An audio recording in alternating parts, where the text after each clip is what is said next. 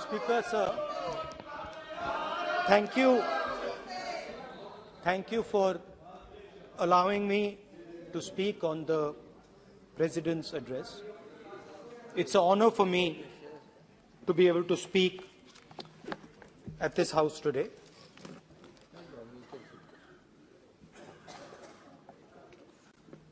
जैसे आप सबको मालूम है, पिछले 4 महीनों में हम भारत जोड़ो यात्रा कन्याकुमारी से लेकर कश्मीर तक हम पैदल चले।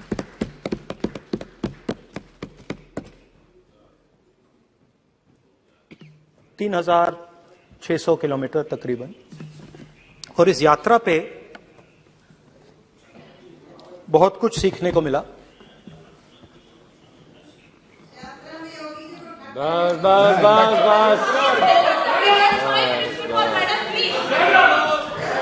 इस यात्रा में बहुत कुछ सीखने को मिला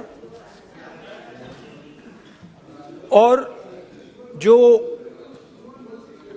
जनता की आवाज, हिंदुस्तान की आवाज है, उसको गहराई से सुनने का मौका मिला।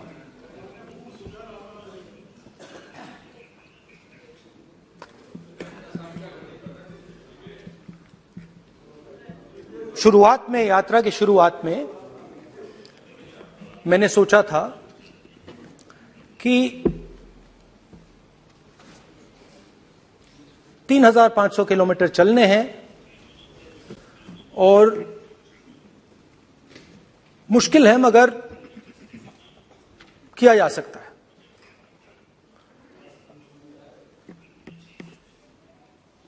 आप भी राजनेता हो, हम भी राजनेता हो हैं। हाँ, सेवक कह लीजिए। और नॉर्मली आजकल की राजनीति में जो हमारी पुराना ट्रेडिशन था पैदल चलने का, वो आजकल हम सब लोग, हम भी आप भी, उस ट्रेडिशन को शायद भूल गए या उसका हम पालन नहीं करते। मैं भी उसमें शामिल था, आप भी उसमें शामिल हैं। हम सब, कोई गाड़ी में जाता है, कोई हवाई जहाज में जाता है, कोई हेलीकॉप्टर में जाता है, मगर पैदल कम चलते हैं। ठीक है, ठीक है। और जब पैदल चला जाता है, हाँ पैदल जाएंगे, सब जगह पैदल जाएंगे, घबराइए मत। तो जब पैदल चला जाता है, मैं 1 किलोमीटर की बात नहीं कर रहा हूं, 10 की नहीं कर रहा हूं, 25 की नहीं कर रहा हूं, मैं 200-300-400 किलोमीटर की बात कर रहा हूं। जब 200-300-400 किलोमीटर चला जाता है तो शरीर पे दबाव पड़ता है, दर्द होता है, मुश्किल आती है। शुरुआत में चलते वक्त लोगों की आवाज सुन रहे थे हम, मगर हमारे दिल में यह भी था कि हम भी अपनी बात रखें। कोई हमारे पास आता था, कहता था कि मैं बेरोजगार हूं, और हमें लगता था कि नहीं, हमें कहना चाहिए कि तुम बेरोजगार क्यों हो, कारण क्या है। उसमें हम विपक्ष का रोल भी प्ले कर लेते थे, आपकी भी बुराई कर देते थे। नहीं, वो तो है, वो भी करेंगे, हम भी करेंगे। मगर थोड़ी देर चलने के बाद एक बदलाव आया और जो हमारी आवाज थी, जो ये डिजायर था बोलने का कि भैया बेरोजगारी इसलिए इसलिए है, महंगाई इसलिए है, वो बिल्कुल बंद हो गई। क्योंकि हमने इतने लोगों से बात की, मतलब हजारों लोगों से बात की, बच्चों से, बुजुर्गों से, महिलाओं से, माताओं से, बहनों से, कि थोड़ी देर बाद ये बिल्कुल आवाज बंद हो गई। और फिर हम गहराई से, और मैं खुल के कह सकता हूं, मैंने तो अपनी जिंदगी में इस प्रकार से कभी पहले सुना ही नहीं था। क्योंकि हम सब में थोड़ा सा अहंकार होता है कि हम ही बता दें, अपनी बात रखते।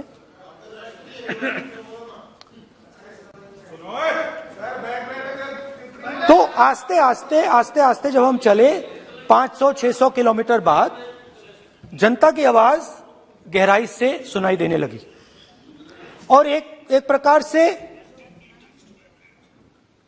यात्रा, इंडिविजुअल्स नहीं, यात्रा हमसे बोलने लगी। नहीं, गहरी बात है, समझ नहीं आएगा। आप समझने की कोशिश करो। यात्रा हमसे बोलने लगी। 200 किलोमीटर आप चलने की कोशिश करिए, पता चल जाएगा। और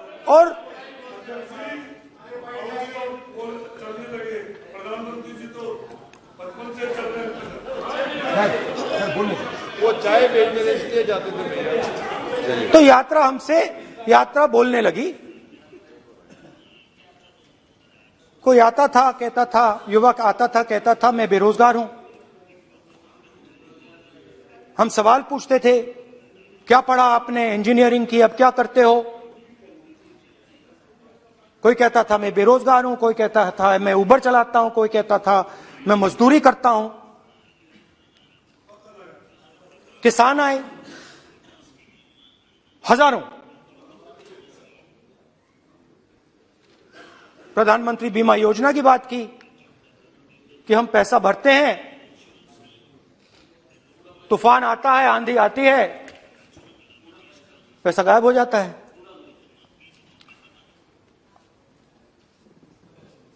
किसानों ने यह भी कहा कि हमारी जमीन छीन ली जाती है, हमें सही रेट नहीं मिलता। जमीन अधिग्रहण बिल जो था वो लागू नहीं होता। आदिवासियों ने कहा, वनवासियों ने नहीं, आदिवासियों ने, कि जो ट्राइबल बिल में हमें दिया जाता था वो आज छीना जा रहा है। तो बहुत सारी चीजें हमको सुनने को मिली। मगर मेन थ्रस्ट, अगर मैं कहूं, मेन थ्रस्ट बेरोजगारी, महंगाई और किसान। उसमें एमएसपी थी, उसमें बीज की समस्या थी, किसान बिल की समस्या थी। अच्छा, अग्निवीर की भी बात की लोगों ने। आपने अभी बोला कि अग्निवीर देश को फायदा पहुंचाएगा। मगर हिंदुस्तान का युवा जो 4 बजे दौड़ता है, आर्मी में भर्ती होने के लिए दौड़ता है, वो आपकी बात से सहमत नहीं है। उनने हमसे कहा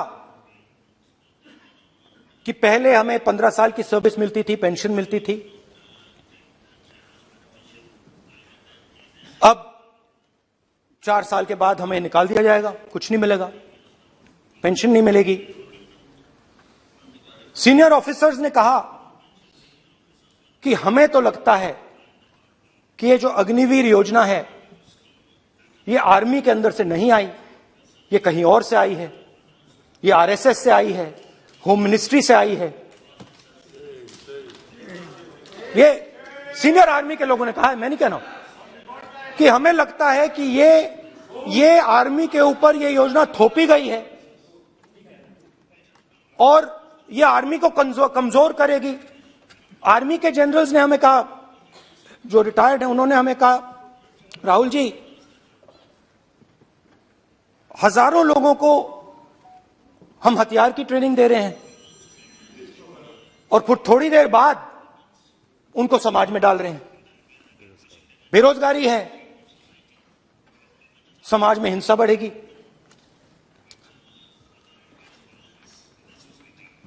तो उनके मन में था कि ये जो अग्निवीर योजना जो है, ये आर्मी के अंदर से नहीं आई है। और मुझे नाम भी बताया कि अजीत डोभाल जी ने ये योजना आर्मी पे थोपी है। क्यों नहीं ले सकते? क्यों नहीं ले सकते? बिल्कुल ले सकते हैं, पार्लियामेंट में थोड़ी है वो। क्यों नहीं ले क्यों नहीं ले सकते? क्या बात कर रहे हैं? सवाल ये तर्क है, बाद में अडानी के लिए भी यही बोलने वाले हैं, फिर ये तर्क है इनका। तो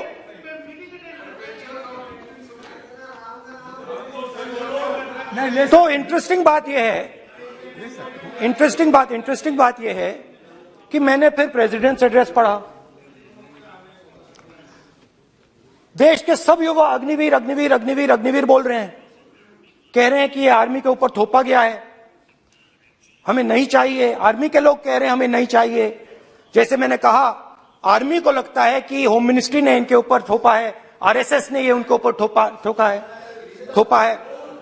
तो ये आवाजें आ रही हैं। अब मैंने आपका बैठिए, अब बैठिए, कौन सा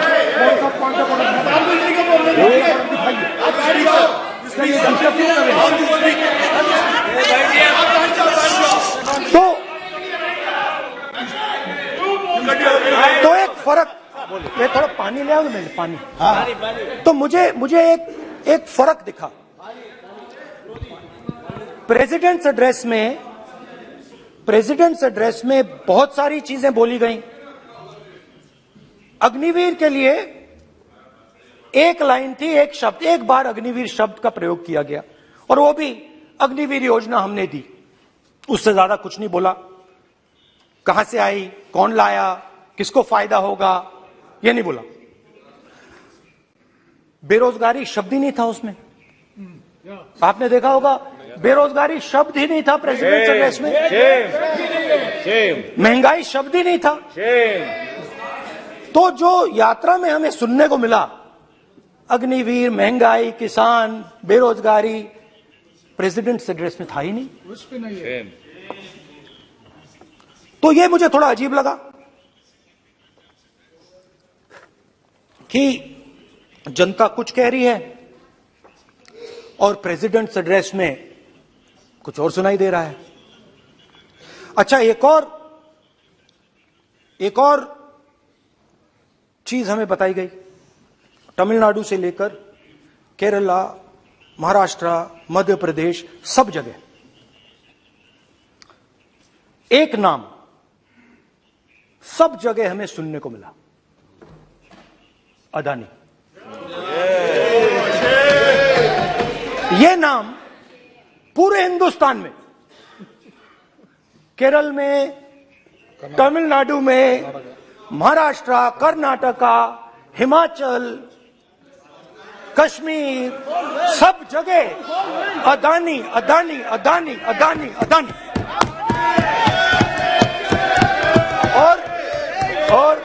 और ये नाम नहीं, और इस नाम के बारे में जब लोग बोलते थे मुझसे, तो 2-3 सवाल पूछते थे।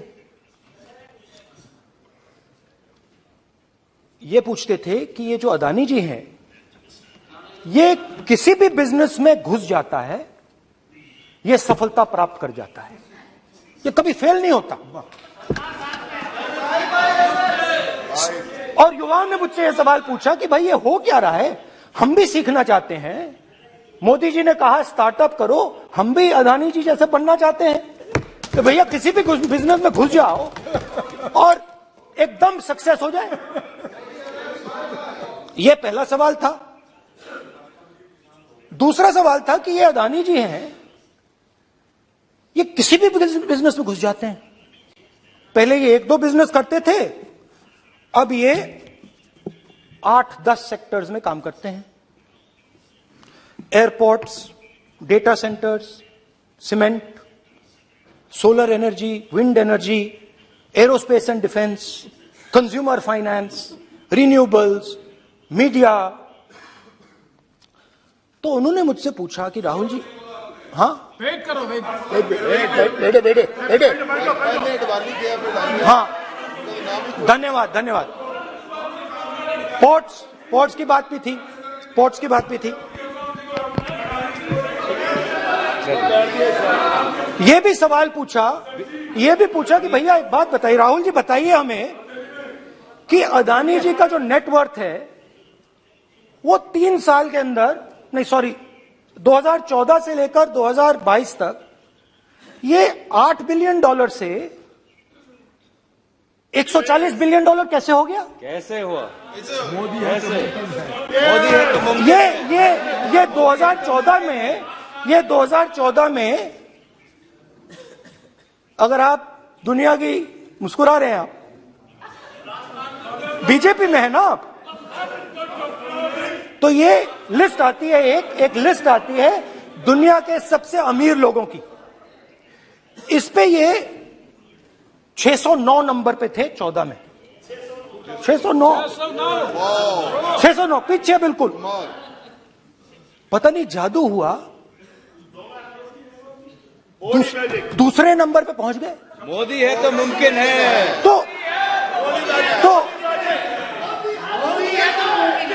तो मुझसे पूछा यार, बहुत सारे लोगों ने पूछा कि भैया राहुल जी बताइए, हिमाचल में सेब की बात होती है अदानी जी, कश्मीर में सेब की बात होती है अदानी जी, पोर्ट्स की बात होती है अदानी जी, एयरपोर्ट्स की बात होती है अदानी जी, इंफ्रास्ट्रक्चर, अच्छा हम सड़क पे चल रहे हैं, मैं पूछूं किसने बनाई? अदानी जी। तो लोगों ने यह भी पूछा कि राहुल जी ये जो अदानी जी जो हैं, इनकी सफलता कैसे हुई? ये इतने बिजनेसेस में कैसे घुस गए?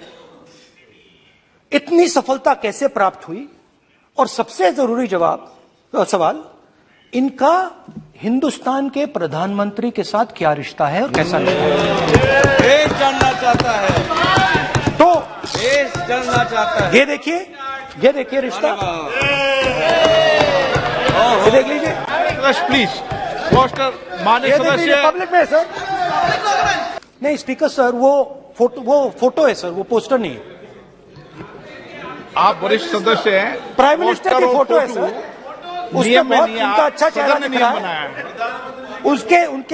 उनके वहां पे उनके पीछे अदानी का लोगो है, अदानी जी के हवाई जहाज में घुस रहे हैं। तो मैंने सोचा कि आज के प्रेसिडेंट्स एड्रेस में मैं थोड़ा जो नरेंद्र मोदी जी का और अदानी जी का रिश्ता है उसके बारे में आपको थोड़ा बता देता हूं। प्लीज बताइए। तो वो आप बता देना।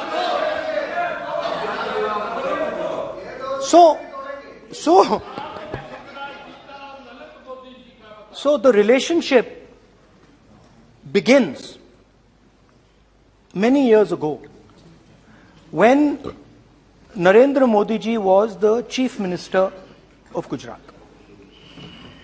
And when most of India's business was asking questions of the Prime Minister, was against the Prime Minister, one man stood shoulder to shoulder with the Prime Minister. He didn't back down. That's commendable. It's not a joke. He was loyal to the Prime Minister. And what did he do? He helped Mr. Modi construct the idea of resurgent Gujarat. Right? The idea that you bring these businessmen together, and you call it resurgent Gujarat, vibrant Gujarat, they're both. And he was the backbone in setting up that group of people. Okay? And the result of that was tremendous growth of his businesses in Gujarat. Expansion of his businesses. I think then the real magic starts. जब प्रधानमंत्री जी दिल्ली आते हैं और 2014 में असली जादू शुरू होता है। मैंने कहा कि 2014 में वो 609 नंबर पे थे, कुछ ही सालों में वो दूसरे नंबर पे पहुंच गए। कैसे पहुंचे? मैं आपको, बहुत सारी इंडस्ट्रीज में काम करते हैं, मैं आपको 2-3 इंडस्ट्रीज का उदाहरण दे देता हूं। एयरपोर्ट इंडस्ट्री की बात, एयरपोर्ट्स की बात करते हैं।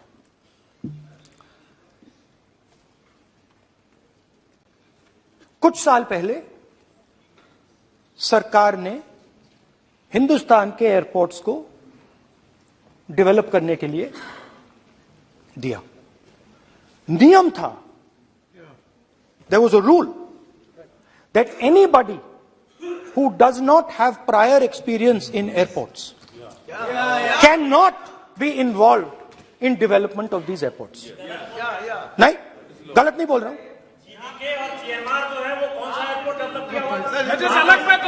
आप बैठ जाइए।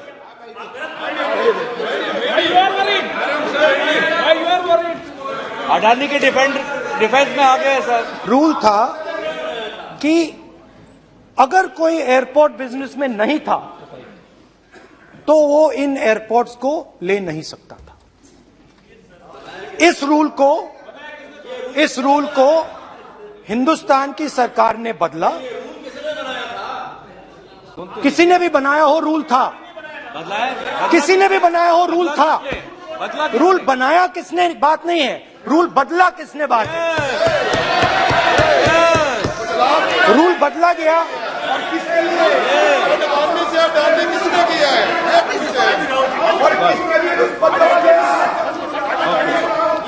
रूल बदला गया।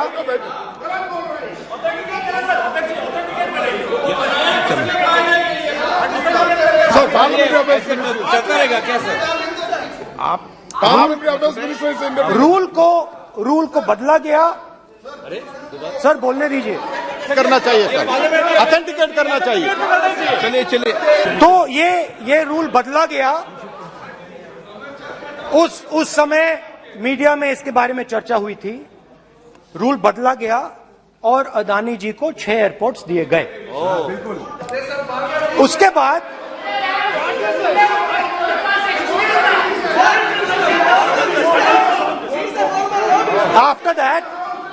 after that India's most strategic profitable airport, Mumbai airport, was taken away by GVK, hijacked by using the agencies.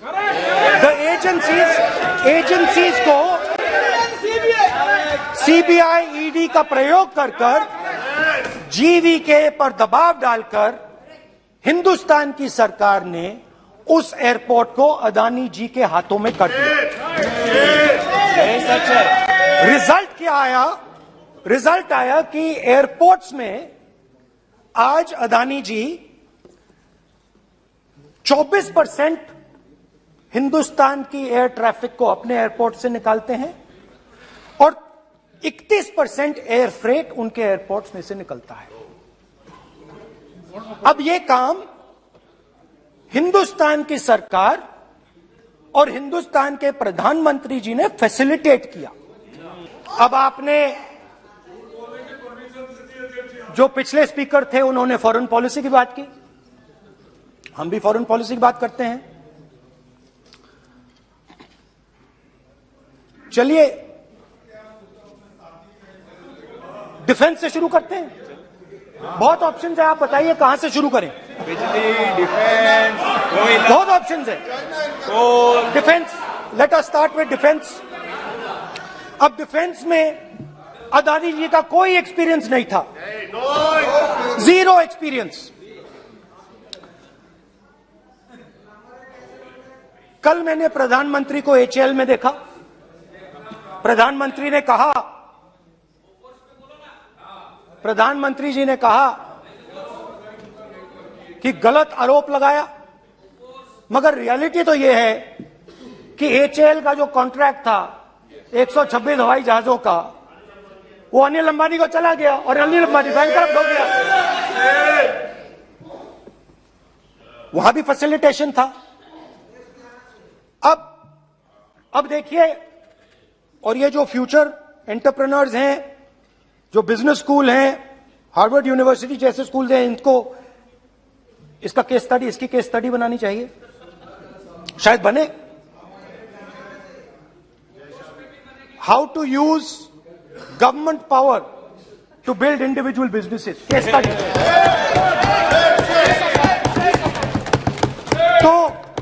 तो अब देखिए, अदानी जी की डिफेंस में इंटरेस्ट देखिए।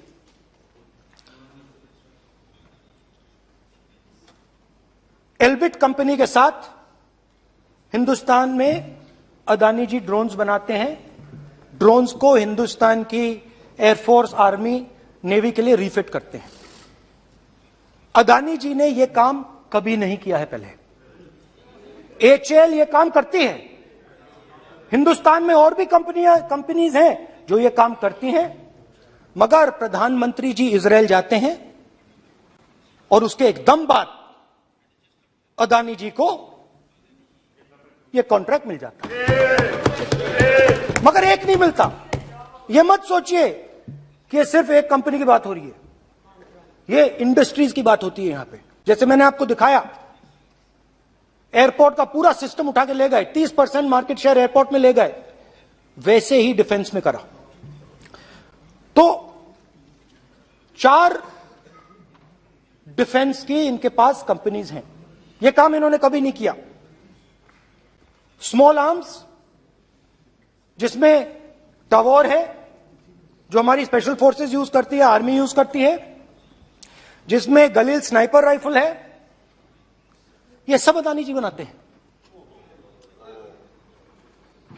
सीधा स्ट्रेट इजरायल में प्राइम मिनिस्टर जाते हैं, प्राइम मिनिस्टर के साथ वहां पे मतलब बीच में पैदल चलते हैं और फिर जादू से पीछे से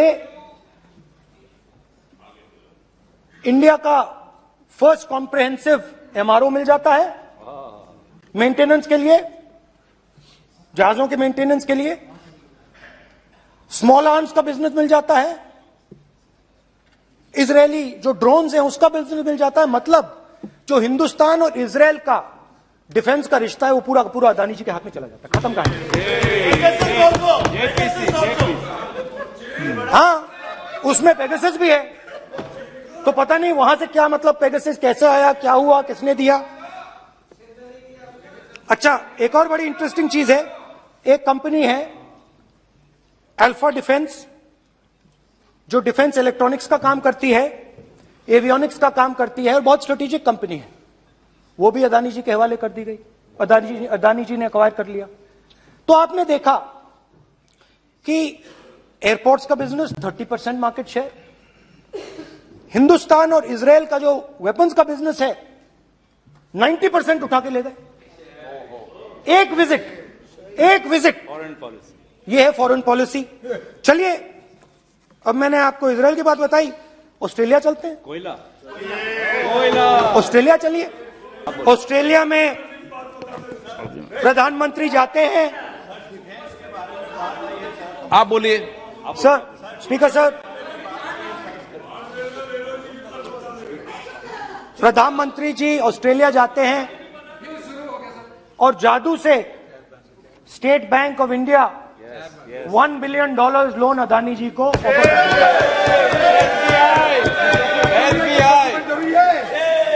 सर, इसका भी डॉक्यूमेंट जरूरी है क्या, बताओ। मोदी जी, आपका सरकार के पास है। Sadyr please. उसके बाद मैं उदाहरण दे रहा हूं, पूरी दुनिया में मोदी जी जाते हैं, घूमते हैं, तो मैं बता देता हूं क्या होता है वहां पे। बांग्लादेश में गए, हाँ, काम पे ही जा रहे हैं, वही तो बोल रहा हूं, काम पे जा रहे हैं। बांग्लादेश जाते हैं, मोदी जी की पहली ट्रिप होती है बांग्लादेश में। वहां पे बांग्लादेश को इलेक्ट्रिसिटी बेचने का डिसीजन लिया जाता है। कुछ ही दिन बाद बांग्लादेश पावर डेवलपमेंट बोर्ड 25 साल का कॉन्ट्रैक्ट अदानी जी के साथ साइन कर देता है। 1500 मेगावाट इलेक्ट्रिसिटी का कॉन्ट्रैक्ट अदानी जी। दोस्ती चलिए वहां से श्रीलंका चलते हैं।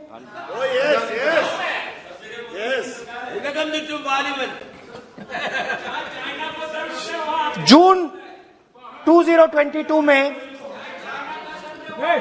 Chairman of Sri Lanka Ceylon electricity board MMC Fernando informed a parliamentary committee in Sri Lanka in open hearing that he was told by President Rajapaksa that PM Modi pressured him to give the wind power project directly to Mr. Adani.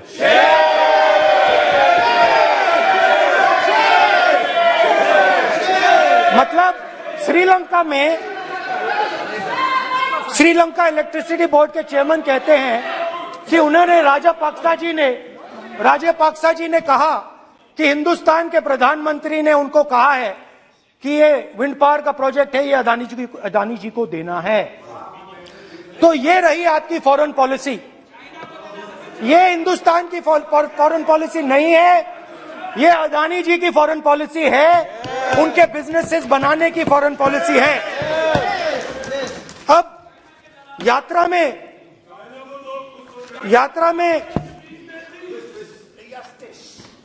में मुझसे 2-3 और सवाल पूछे गए। यात्रा में लोगों ने मुझसे पूछा, राहुल जी ये जो LIC कंपनी है इसका पैसा अदानी जी की मदद करने के लिए क्यों डाला जा रहा है? उन्होंने यह भी पूछा कि अदानी जी के जो शेयर्स हैं बड़े वोलेटाइल हैं, उसमें LIC का पैसा क्यों डाला जा रहा है? तो मेरा कहना है कि एक सेकंड, मेरा कहना है कि अदानी जी की मदद प्रधानमंत्री जी और हिंदुस्तान की सरकार कैसे करती है। हजारों करोड़ रुपए हिंदुस्तान के public sector banks Adani ji को मिलता है। 27,000 करोड़ रुपए SBI, PNB 7,000 crore, bank of Baroda 5,500 crore, ये मैं लिस्ट चलती जाएगी। LIC का एक्सपोजर 36,000 करोड़ रुपए, 3 crore SBI and other PSU bank holders. Money is going to Mr. Adani and to finance.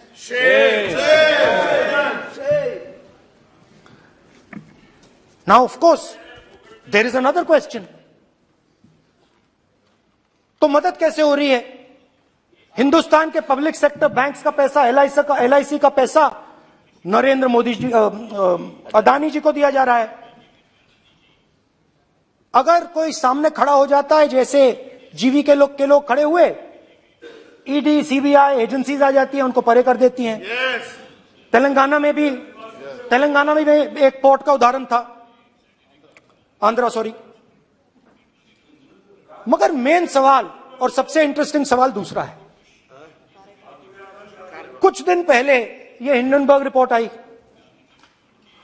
उसमें लिखा था कि अदानी जी की हिंदुस्तान के बाहर शेल कंपनीज हैं।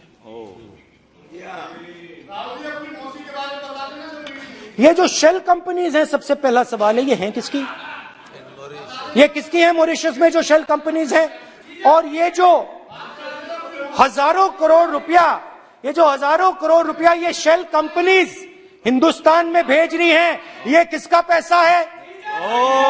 और क्या ये काम अदानी जी फ्री में कर रहे हैं? अब मैं ये सवाल क्यों पूछ रहा हूं? क्योंकि क्योंकि अदानी जी स्ट्रेटेजिक बिजनेसेस में काम करते हैं। अदानी जी हिंदुस्तान के पोर्ट्स को डोमिनेट करते हैं। अदानी जी हिंदुस्तान के एयरपोर्ट्स को डोमिनेट करते हैं। और जैसे मैंने कहा, अदानी जी हिंदुस्तान की डिफेंस इंडस्ट्री में बहुत जरूरी रोल प्ले करते हैं। तो मेरा पहला एक छोटा सा सवाल है कि जो शेल कंपनीज हैं, इनके बारे में हिंदुस्तान की सरकार ने कोई सवाल नहीं उठाए कि ये कौन लोग हैं, ये किनकी कंपनीज हैं?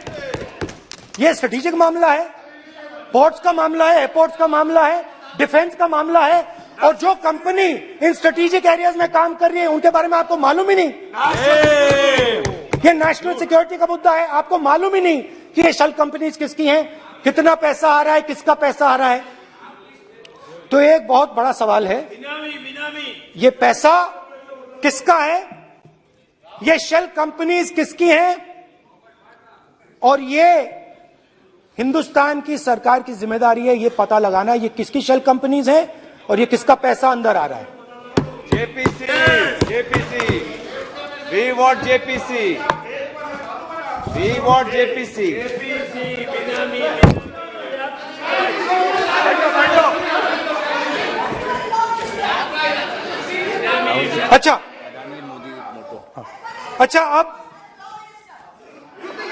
अच्छा अब चलिए छोटा सा बजट के बारे में बता देता हूं। 2022 में अदानी जी अनाउंस करते हैं कि वो $50 बिलियन इन्वेस्ट करेंगे to build the world's largest green hydrogen ecosystem. और इस बजट में बीजेपी की सरकार निर्मला सीतारमण जी कहती हैं हम ग्रीन हाइड्रोजन के लिए बहुत ह्यूज इंसेंटिव्स देंगे। 19,700 करोड़ रुपए हम ग्रीन हाइड्रोजन के लिए देंगे, मतलब अदानी जी को देंगे। जुगलबंदी बजट में अदानी जी के लिए 50 नए airport, coastal shipping, horticulture, grain storage, ये सब काम आप कर रहे हैं। तो मेरे सिर्फ कल प्रधानमंत्री जी कल भाषण देंगे, मेरे उनसे 2-3 छोटे से सवाल हैं। मेरा प्रधानमंत्री जी से 2-3 सवाल हैं।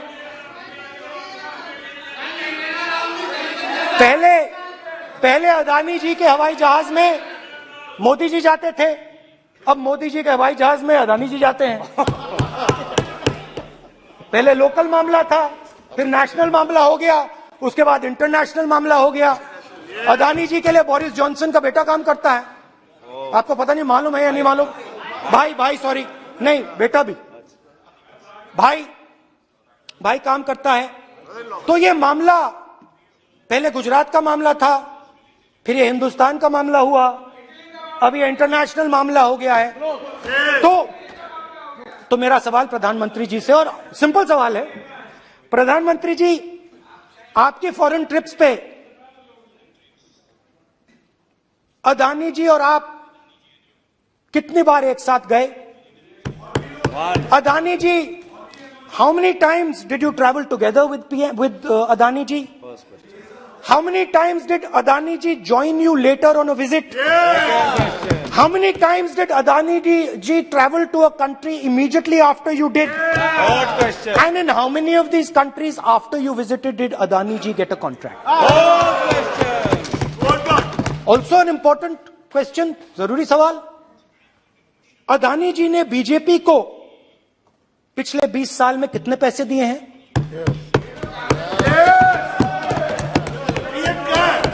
इलेक्टोरल बॉन्ड्स में कितना पैसा दिया है?